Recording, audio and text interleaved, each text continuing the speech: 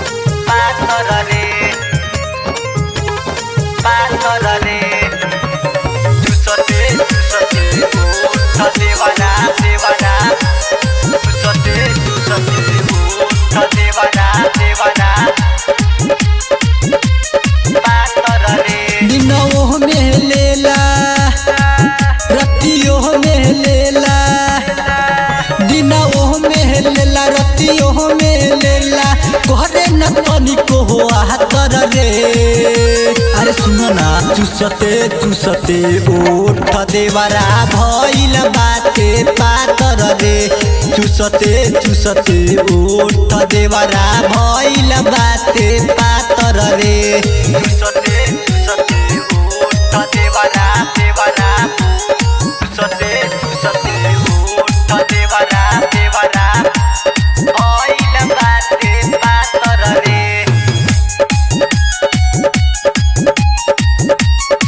भइल बाटे पातरले छिल देता पेट भेट राहती में करे बाहर गहले बहावे पियावा छोरी के घरे। अरे बड़ा गजब कहो ये सखी छिल देता पेट भेट राहती में करे बाहर गहले बहावे पियावा छोरी के घरे।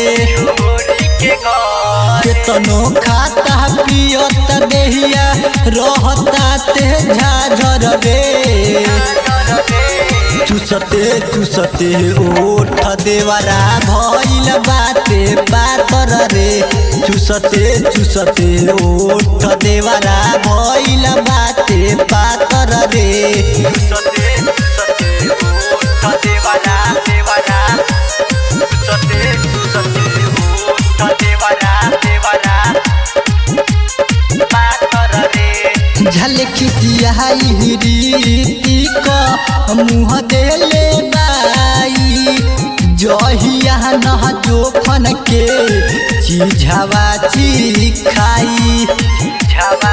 अरे काका कोई हो झलकिसियाई रीति का मुँह देले बाई जहिया न जोखन के चीझावा खाई।